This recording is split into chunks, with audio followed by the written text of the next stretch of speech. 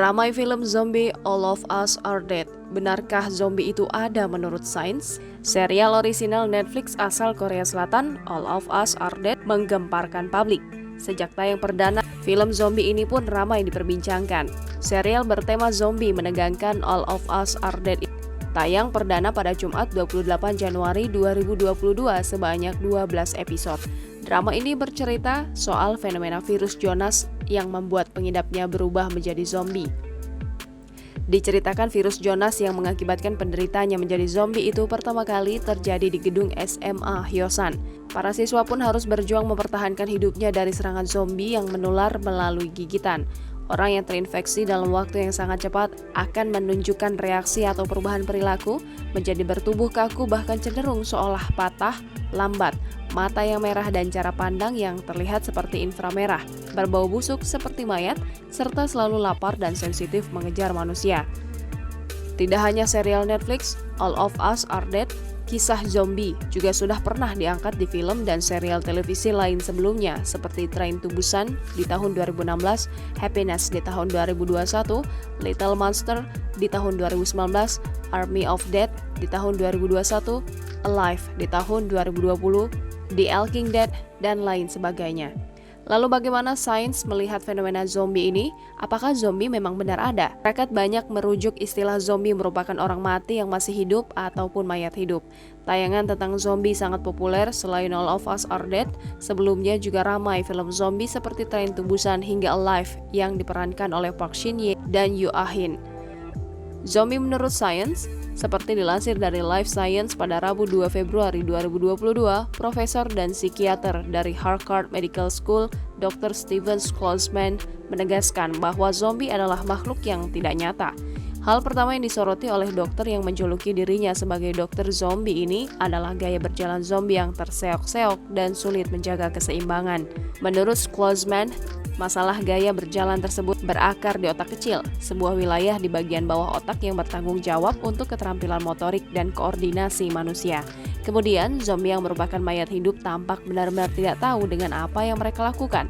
Hal tersebut menunjukkan beberapa kerusakan atau kelainan pada lobus frontal yang juga mengontrol impulsivitas, kata Schwarzman. Belakangan tayangan hiburan dari film hingga drama Korea bertema zombie ramai ditonton dan begitu diminati. Bahkan tidak seperti All of Us Are Dead yang dikemas dengan latar sekolah. Drama atau film zombie Korea bertema sejarah seperti serial Kingdom juga tak kalah banyak peminatnya. Lebih lanjut, Schwarzman menjelaskan bahwa para mayat hidup ini tidak hanya bodoh dan impulsif, tetapi juga terlihat selalu marah, yang bisa menjadi tanda amigdala yang terlalu bersemangat. Namun, mungkin zombie marah karena mereka tidak cukup makan.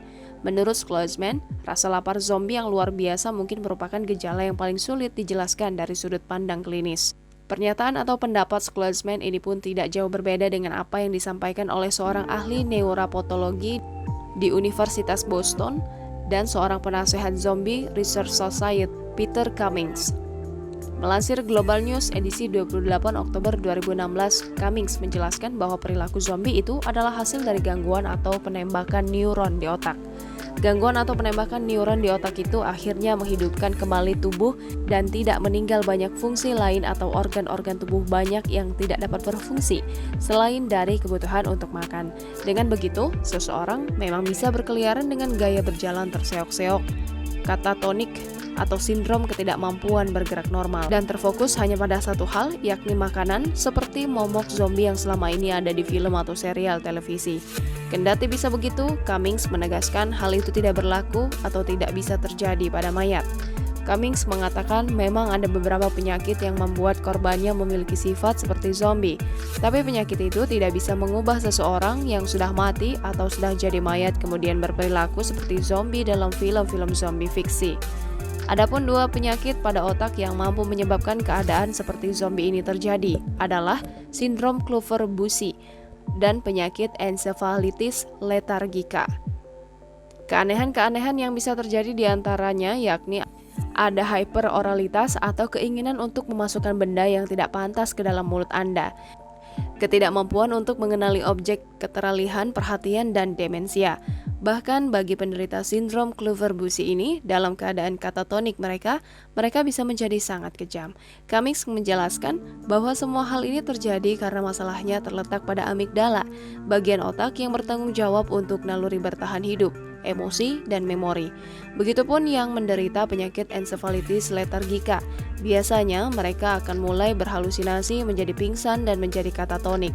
Namun, jika mereka dirangsang dengan sesuatu yang tidak berbahaya seperti tepukan di bahu, mereka bisa menjadi mengamuk. Penyakit ini juga menyebabkan orang yang menderitanya memiliki gaya berjalan terseok-seok dan bahkan cacat motorik.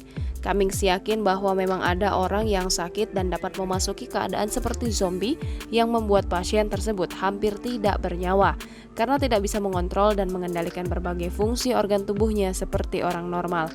Tayangan bertema zombie, serial All of Us Are Dead, sejak tayang perdana Jumat pekan lalu telah ramai ditonton pecinta film horor thrill. Selain drama serial Netflix tersebut, film zombie Korea lainnya yang juga banyak ditonton seperti Train to Busan, Alive, hingga Kingdom.